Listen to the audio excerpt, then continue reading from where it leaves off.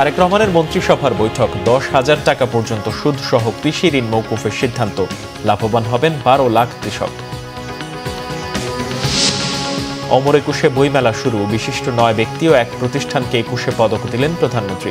বললেন, সংস্কৃতিকে রাজনীতিকীকরণ সভ্যতা নয়। আন্তর্জাতিক অপরাধ ট্রাইব্যুনালে বিচারে হস্তক্ষেপ মানা হবে না, সরকারকে গণভোট বাস্তবায়ন করতেই হবে, হুঁশিয়ারি এনসিপির। আফগানিস্তানে পাকিস্তানের বিমান হামলা, অন্তত 133 তালেবান সদস্য নিহত। অস্ত্র গোলার মজুদ ধ্বংসের দাবি ইসলামাবাদের। দেখছিলেন ক্রাউন সিমেন্ট সংবাদ শিরোনাম। নির্বাচনী প্রতিশ্রুতি অনুসারে কৃষি ঋণ 10,000 টাকা সুদসহ মওকুফের সিদ্ধান্ত নিয়েছে সরকার। এই সিদ্ধান্তের ফলে 1,550 কোটি টাকা এই মওকুফের আওতাভুক্ত হবে। এতে প্রায় 12 লাখ কৃষক লাভবান হবেন। বিএনপি জোট সরকারের প্রথম মন্ত্রিসভার বৈঠকে এমন সিদ্ধান্ত হয়েছে বলে জানান মন্ত্রিপরিষদ সচিব নাসিমুল গনি। রিপোর্ট মহিবুল্লাহ মুহিবের।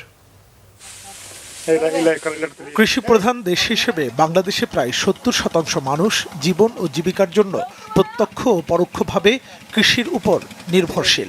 জাতীয় আয়ে এ খাতের অবদান প্রায় 19%। তাই এ খাতে ঋণ মওকুফের প্রতিশ্রুতি ছিল বিএনপির নির্বাচনী ইশতেহারে। বৃহস্পতিবার সকালে সচিবালয়ে প্রধানমন্ত্রী তারেক রহমানের সভাপতিত্বে নতুন মন্ত্রিসভার আনুষ্ঠানিক প্রথম বৈঠক অনুষ্ঠিত হয়। পরে বিকেলে সংবাদ সম্মেলনে মন্ত্রিপরিষদ সচিব নাসিমুল গনি জানান, শস্য, ফসল, মৎস্য ও পশুপালন খাতে 10,000 টাকা পর্যন্ত কৃষি ঋণ সুদসহ মওকুফের সিদ্ধান্ত নিয়েছে নতুন সরকার। এক প্রশ্নের জবাবে মন্ত্রিপরিষদ সচিব বলেন, 10,000 টাকা পর্যন্ত কৃষি ঋণ নেয়ার পর যত সুদই হোক, সুদ আসল সহ পুরোটা মওকুফ করা হবে। শস্য, ফসল, মৎস্য ও পশুপালন খাতে 10,000 টাকা পর্যন্ত কৃষি ঋণ সুদ সহ মওকুফের সিদ্ধান্ত গ্রহণ করেছে। এর মূল লক্ষ্য হল দরিদ্র কৃষকদের সামাজিক নিরাপত্তা নিশ্চিত করা এবং কৃষি খাতের মেরুদণ্ডকে শক্তিশালী করা।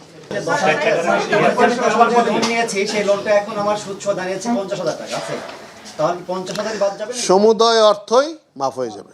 মন্ত্রিপরিষদ সচিব বলেন, বাংলাদেশ ব্যাংকের তথ্য মতে সরকারি বাণিজ্যিক ও বিশেষায়িত ব্যাংক এবং বেসরকারি বাণিজ্যিক ব্যাংকগুলোর এ পর্যন্ত সুদসহ কৃষকের কাছে পাওনা প্রায় 1,550 কোটি টাকা, যা এই মওকুফের আওতাভুক্ত হবে। এই ঋণ মওকুফ করা হলে আনুমানিক 12 লাখ কৃষক প্রকৃতপক্ষে লাভবান হবে বলেও জানান তিনি। সরকারি বাণিজ্যিক ও বিশেষায়িত ব্যাংক সমূহ এবং বেসরকারি বাণিজ্যিক ব্যাংক সমূহে 25 ফেব্রুয়ারি 2026 পর্যন্ত সুদসহ কৃষকদের নিকট পাওনা রয়েছে প্রায় 1,550 কোটি টাকা, যা এই মওকুফের আওতাভুক্ত হবে। এই ঋণ মওকুফ করা হলে দরিদ্র কৃষকগণ নিম্নলিখিতভাবে উপকৃত হবে। প্রথমত, এতে আনুমানিক 12 লক্ষ কৃষক, একদম সবচেয়ে যারা দরিদ্র কৃষক, তারা উপকৃত হবেন। এর ফলে ক্ষুদ্র প্রান্তিক কৃষকগণ ঋণের হার দায় হতে মুক্ত হতে পারবেন, যা তাদের কর্মস্পৃহা বৃদ্ধি করবে এবং দেশের কৃষি খাতে উৎপাদন বৃদ্ধিতে সহায়ক হবে। সাবেক প্রধানমন্ত্রী বেগম খালেদা জিয়া সরকারের 1991 থেকে 1996 মেয়াদে 5,000 টাকা পর্যন্ত কৃষি ঋণের সুদ আসল মওকুফ করা হয়, যা কৃষকদের কষ্ট লাঘব করে কৃষিতে উৎপাদন বৃদ্ধি করতে কার্যকর ভূমিকা পালন করে।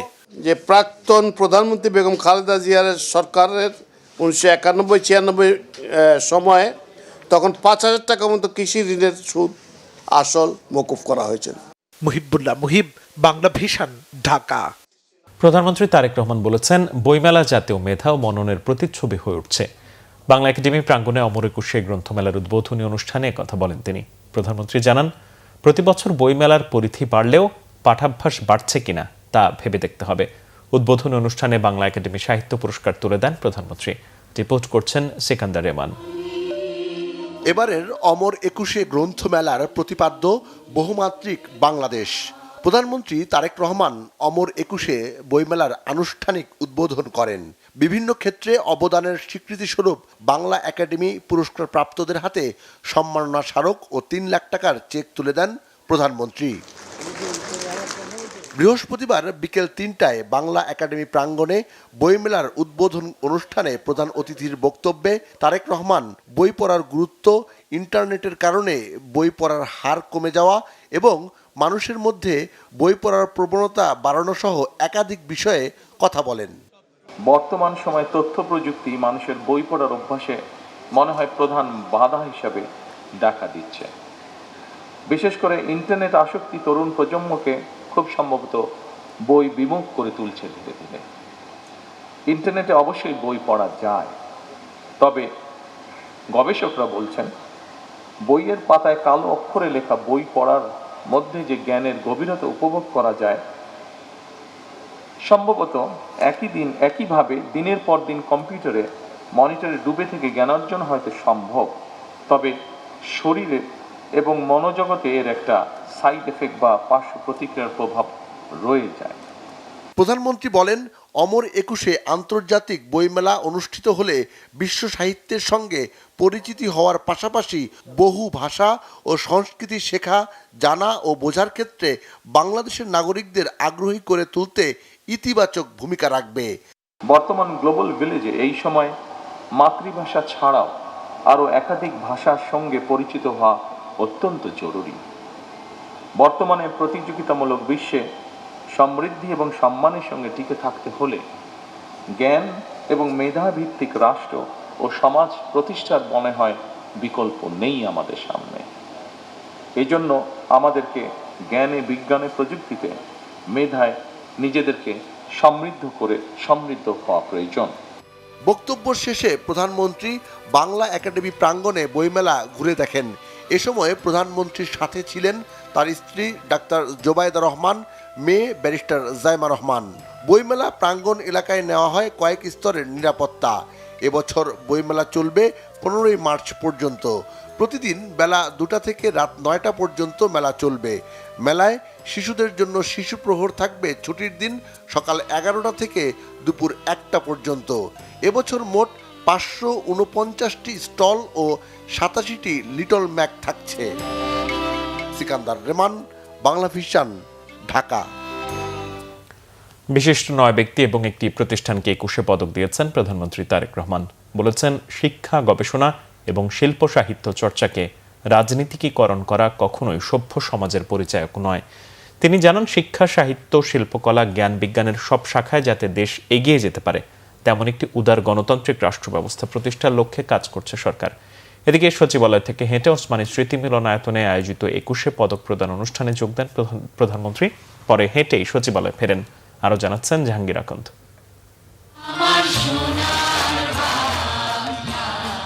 রাজধানীর ওসমানী স্মৃতি মিলনায়তনে জাতীয় জীবনে অসামান্য গৌরবোজ্জ্বল অবদানের জন্য 9 ব্যক্তি ও এক প্রতিষ্ঠানের হাতে 21 পদক তুলে দেন প্রধানমন্ত্রী তারেক রহমান। এবছর দ্বিতীয় সর্বোচ্চ বেসামরিক পদক 21 পদকে ভূষিত হয়েছেন চলচ্চিত্রে অবদানের জন্য চিত্রনায়িকা ফরিদা আক্তার ববিতা, চারুকলায় অধ্যাপক ডক্টর আব্দুস সাত্তার, স্থাপত্যে মেরিনা তাবাসসুম, সঙ্গীতে আয়ুব বাচ্চু, ব্যান্ড ওয়ারফেজ, নৃত্যে অর্থী আহমেদ, পালাগানে ইসলাম উদ্দিন পালাকার, সাংবাদিকতায় শফিক রহমান।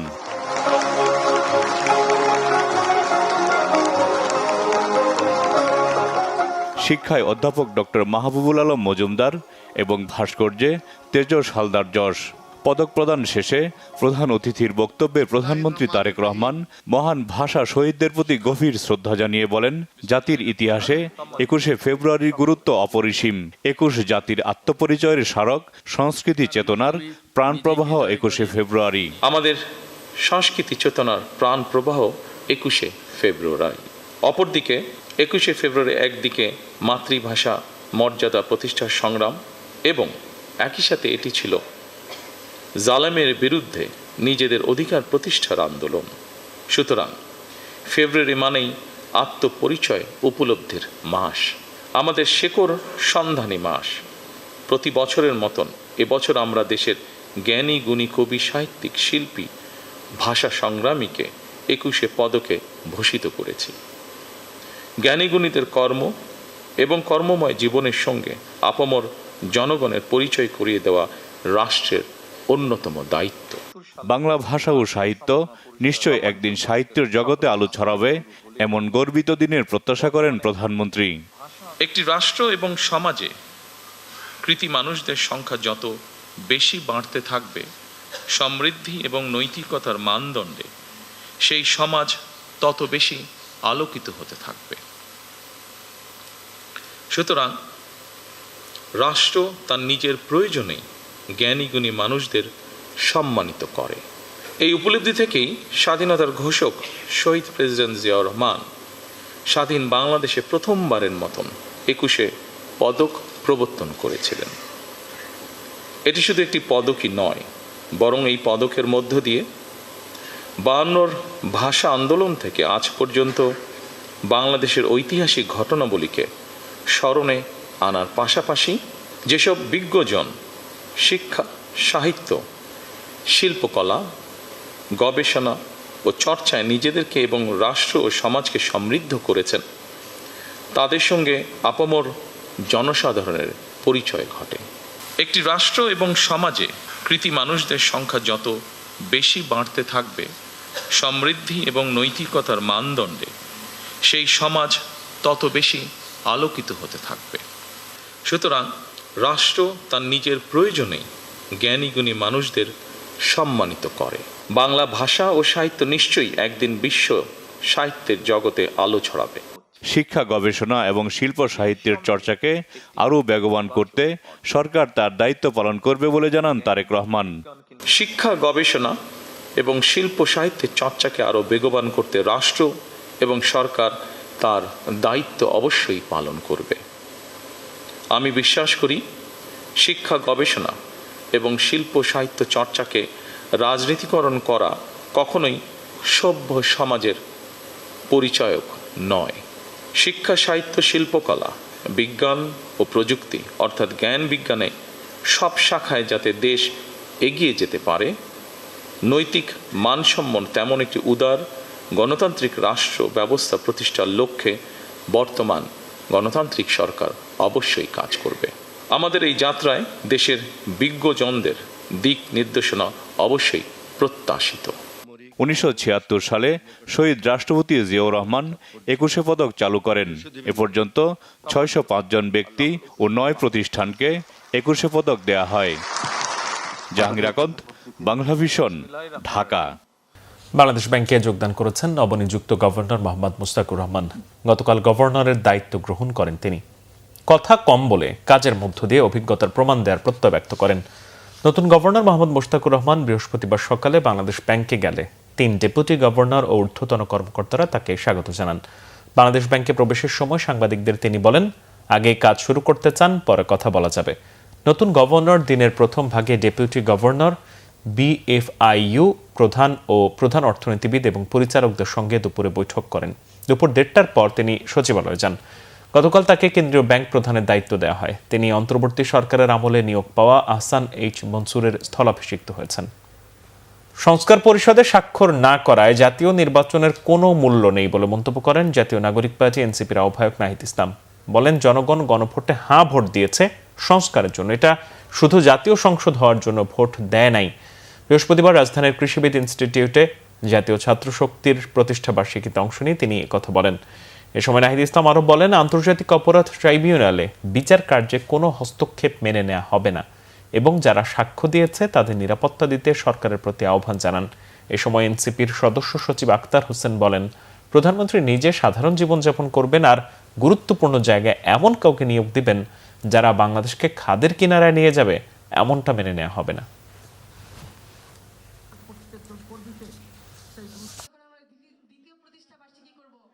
যারা নির্বাচনের আগে একরকম কথা বলেছেন, নির্বাচনের পরে একরকম কথা বলেছে, আমরা নির্বাচনের আগেই জনগণকে এই বিষয়ে সতর্ক করেছি।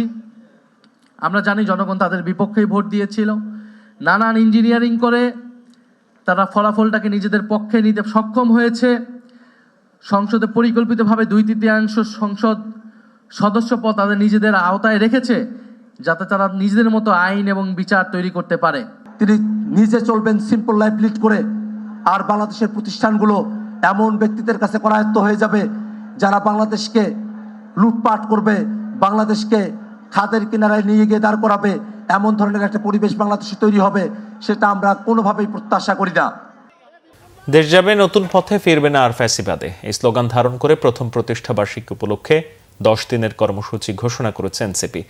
বৃহস্পতিবার সংবাদ সম্মেলনে কর্মসূচি ঘোষণা করা হয়। এ সময় এনসিপির জ্যেষ্ঠ যুগ্ম আহ্বায়ক সারওয়ার তুষার বলেন, সরকারকে গণভোট বাস্তবায়ন করতেই হবে, এছাড়া সরকারের অন্য কোনো উপায় নেই। বিএনপি ফ্যাসিবাদের দিকে ফিরে যেতে চাইলে জনগণ তাদের প্রতিহত করবে। এনসিপির জ্যেষ্ঠ যুগ্ম আহ্বায়ক আরিফুল ইসলাম আদিব বলেন, সংসদের প্রথম অধিবেশনেই রাষ্ট্রপতির অভিশংসনের প্রস্তাব উত্থাপনের ব্যাপারে অটল 11 দলীয় জোট। জোটের সব দল এই প্রস্তাব উত্থাপনের ব্যাপারে ইতিবাচক থাকবে বলে জানান আদিব। তথ্য সম্প্রচার মন্ত্রী জহিরুদ্দিন স্বপন বলেছেন, গণমাধ্যমের স্বাধীনতা নিশ্চিত না হলে গণতন্ত্রের কণ্ঠরোধ হবে। জবাবদিহিতার মধ্যেই গণমাধ্যমের সর্বোচ্চ স্বাধীনতা নিশ্চিত করা হবে বলেও জানান তিনি। Association of television channel owners অ্যাটকোর প্রতিনিধিদের সঙ্গে বৈঠকে তথ্য সম্প্রচার মন্ত্রী এসব কথা বলেন। মেজবা রহমানের রিপোর্ট। বৃহস্পতিবার বিকেলে রাজধানীর বনানীতে তথ্য ও সম্প্রচার মন্ত্রী জহিরুদ্দিন স্বপনের বাসভবনে তার সঙ্গে বৈঠক করে association of television channel owners অ্যাটকোর প্রতিনিধি দল। বৈঠকে বেসরকারি টেলিভিশন মালিক ও সংগঠনের প্রতিনিধিরা 10টি বিষয় নিয়ে সৌজন্য সাক্ষাৎ করেন। এ সময় তথ্য ও সম্প্রচার মন্ত্রী জানান, সরকার গণমাধ্যম শিল্পকে শক্তিশালী ও গতিশীল দেখতে চায়। বলেন, দায়িত্বশীলতার চর্চা থাকলে সংবাদ মাধ্যমের পরিসর আরও বিস্তৃত হবে। গণমাধ্যমের এই স্বাধীনতা থাকা উচিত এবং গণমাধ্যমের এই স্বাধীনতা না থাকলে নাগরিক হিসাবে যে ভোগান্তিটা হয় অথবা নাগরিকদেরকে যারা আমরা জড়ো করার চেষ্টা করি একজন রাজনৈতিক কর্মী হিসাবে, তাতে আমাদের কি ক্ষতি হয়। আমি নিজেও সে কারণে একজন ভিকটিম। দীর্ঘদিন আমাকে অনেক মিথ্যা মামলা বহন করতে হয়েছে, এখনও আছে, কারাগারে থাকতে হয়েছে। ফলে আমি বিষয়গুলিকে আমি দেখি একটা অভিজ্ঞ রাজনৈতিক কর্মী হিসাবে দেখি। এবং আবার একই সঙ্গে এটা বুঝতে হবে যে স্বাধীনতা কিন্তু জবাবদিহিতাবিহীন হয় না। জবাবদিহিতাবিহীন যে স্বাধীনতা, সেই স্বাধীনতা কিন্তু নৈরাজ্যের দিকে নিয়ে যেতে পারে। আবার জবাবদিহিতার নামে কণ্ঠরোধ করাটা এটা একটা ফ্যাসিবাদী প্রবণতা। তো আমাদেরকে জবাবদিহিতার মধ্যে আমরা সর্বোচ্চ স্বাধীনতা নিশ্চিত করব। আমি মন্ত্রী হিসাবে সরকারের পক্ষ থেকে এই বিষয়ে গ্রিন সিগন্যাল পেয়েছি। এ সময় অ্যাটকোর পক্ষ থেকে বেসরকারি টেলিভিশন পরিচালনায় বিদ্যমান বিভিন্ন সমস্যা দ্রুত সমাধানের বিষয়ে আলোচনা করা হয়। সমস্যাগুলোর সমাধান হলে সরকার ও মালিক পক্ষ উভয়ই লাভ হবে বলেও উল্লেখ করেন তারা। যে সমস্ত বিষয় নিয়ে আমরা আলোচনা করেছি, আমার মনে হয় যে এই সমস্যাগুলো আমার মনে হয় যে খুব দ্রুত আমরা কাটিয়ে উঠতে পারবো, কারণ সদিচ্ছা থাকলে সব কিছুই সম্ভব। এবং যে বিষয়গুলো আমরা আলোচনা করেছি সেই বিষয়গুলো সবগুলোই কিন্তু মানে উইন উইন সিচুয়েশন, যেটা সরকারেরও লাভ, আমাদেরও লাভ এবং আমাদের সংশ্লিষ্ট যারা সহকর্মী মানে স্টেক হোল্ডার এবং যারা আপনারা এই যে আপনারা সাংবাদিক ভাইয়েরা আছেন, ক্যামেরাম্যান আছেন, বোনেরা আছে, সবাই আছে, এটা পুরো ইন্ডাস্ট্রির জন্য একটা লাভের ব্যাপার হবে। বৈঠকে গণমাধ্যম শিল্পের বিকাশে সরকার ইতিবাচক ভূমিকা রাখবে বলেও আশ্বাস দেন তথ্য ও সম্প্রচার মন্ত্রী। মেজবা রহমান, বাংলা ভিশন, ঢাকা। অর্থ মন্ত্রণালয়ের ছাড়পত্র পেলে খুব শিগগিরই আরও 10,000 নতুন কনস্টেবল নিয়োগ করা হবে বলে জানিয়েছেন স্বরাষ্ট্রমন্ত্রী সালাউদ্দিন আহমদ। জানান, পুলিশ সার্জেন্টের 180টি শূন্য পদে দ্রুত নিয়োগ দেবে সরকার। বৃহস্পতিবার সচিবালয়ে সাংবাদিকদের তিনি এই তথ্য জানান। এছাড়া পোশাক পরিবর্তনে পুলিশ সার্ভিস কমিশনের দাবির বিষয়টি আলোচনা হলে অবহিত করবেন বলেও জানান স্বরাষ্ট্রমন্ত্রী। যাবে উপজেলা আইন শৃঙ্খলা কমিটিরও কমিটি পুনর্গঠন করার জন্য আমরা নির্দেশনা দিয়েছি। আর স্বরাষ্ট্র মন্ত্রণালয়ের কিছু গুরুত্বপূর্ণ সিদ্ধান্তের মধ্যে আজকে 180 জন পুলিশ সার্জন নিয়োগের জন্য আমরা নির্দেশ দিয়েছি। সেগুলো আগের শূন্য পদ, সেটা খুব শিগগিরই নিয়োগ করা হবে যত পরীক্ষার মধ্য দিয়ে আর কি। এর বাইরে আরও আমরা জনবল বৃদ্ধির জন্য চেষ্টা করছি, যেগুলো আমরা অর্থ মন্ত্রণালয়ের ক্লিয়ারেন্স পেলে খুব শিগগিরই আমরা প্ল্যান করতেছি আরও 10,000 নতুন কনস্টেবল নিয়োগ করা হবে দ্রুততার সাথে। এর বাইরে সাব ইন্সপেক্টর এবং পাবলিক সার্ভিস কমিশনের মাধ্যমে এএসপি নিয়োগের আমরা উদ্যোগ নেব, সেটা পরে যথাসময়ে জানাবো। আন্তর্জাতিক প্রসঙ্গ। আফগানিস্তানের রাজধানী কাবুল ছাড়াও একাধিক প্রদেশে পাকিস্তানের ব্যাপক বিমান হামলায় অন্তত 133 জন তালেবান সদস্য নিহত হয়েছে, আহত 2 শতাধিক। অস্ত্র আর গোলা বারুদের মজুদ ধ্বংসের দাবি করেছে ইসলামাবাদ। পাকিস্তানের খাইবার পাখতুনখাওয়া প্রদেশের একাধিক সীমান্ত এলাকা লক্ষ্য করে আফগানিস্তান থেকে ব্যাপক হামলার ধারাবাহিকতায় বৃহস্পতিবার রাতে পাল্টা হামলা হয়। সীমান্তে প্রায় 2 ঘণ্টাব্যাপী পাল্টাপাল্টি হামলার বিষয়ে পাকিস্তানের তথ্য মন্ত্রণালয় থেকে জানানো হয়েছে। সীমান্তবর্তী চিত্রাল, খাইবার, মহম্মদ, কুররাম ও বাজার সেক্টর লক্ষ্য করে আফগানিস্তান সীমান্ত থেকে হামলা চালানো হয়েছে। হামলার লক্ষ্যবস্তু থেকে মসজিদও রেহাই পায়নি বলে দাবি করেছে ইসলামাবাদ। কাবুল, কান্দাহার, নানগারহার ও পাকতিকা প্রদেশে ক্ষয়ক্ষতির তথ্য স্বীকার করেছেন আফগানিস্তান সরকারের মুখপাত্র জাবিউল্লাহ মুজাহিদ। একে কাপুরুষোচিত হামলা বলেছেন তিনি। পাকিস্তানের পক্ষ থেকে জানানো হয়েছে রাত 3:45 গজবলিল হক নামের অভিযানে 27টি তালেবান চৌকি ধ্বংস করা হয়েছে। দখল করা হয়েছে 9টি। গোলাবারুদের 2টি সংরক্ষণাগার, 80টি ট্যাঙ্ক ও বিপুল সংখ্যক সাজোয়া যান ধ্বংসের দাবিও করেছে পাকিস্তান। ব্যাপক হামলা হলে ইসলামাবাদ শান্তির পথ থেকে বিচ্যুত হবে না উল্লেখ করে সামাজিক মাধ্যমে প্রতিক্রিয়া দিয়েছেন পাকিস্তানের প্রেসিডেন্ট আসিফ আলী জারদারি। আর প্রতিরক্ষা মন্ত্রী খাজা আসিফ অভিযোগ করেছেন আফগানিস্তানকে ভারতের কলোনিতে পরিণত করেছে তালেবান। নারায়ণগঞ্জ সিটি কর্পোরেশনের সাবেক মেয়র সেলিনা হায়াত আইভীকে জুলাই আন্দোলনের প্রথম 5 মামলায় জামিন দিয়েছে হাইকোর্ট। বিচারপতি কে এম জাহিদ সারওয়ার ও বিচারপতি শেখ আবু তাহেরের হাইকোর্ট বেঞ্চে আদেশ দেন। জুলাই আন্দোলনে ফতুল্লা থানার পৃথক 4টি মামলা এবং নারায়ণগঞ্জ সদর দায়ের করা হামলা ও সরকারি কাজে বাধা দেওয়ার অভিযোগে মামলায় জামিন পান নারায়ণগঞ্জের সাবেক মেয়র। আদালতে তার পক্ষে শুনানি করেন আইনজীবী সারা হোসেন ও মোতাহার হোসেন সাজু। গত বছরের 9 মে ভোর রাত 3টার দিকে শহরের দেওভোগ এলাকা থেকে গ্রেপ্তার করা হয় সেলিনা হায়াত আইভীকে। পরে হাইকোর্ট তাকে 5 মামলায় জামিন দিলে আপিল বিভাগে সেটা স্থগিত হয়। গত 18 নভেম্বর আরও 5 মামলায় তাকে গ্রেপ্তার দেখানো হয়। এদিকে উচ্চ আদালতের আরেক বেঞ্চ জুলাই অগস্টে বগুড়ার দায়ের করা আরেকটি মামলায় 6 মাসের জামিন পেয়েছেন কক্সবাজারের সাবেক এমপি আব্দুর রহমান বদি। সংবাদ শেষ করব, ক্রাউন সিমেন্ট শিরোনামগুলো আরো একবার জানি।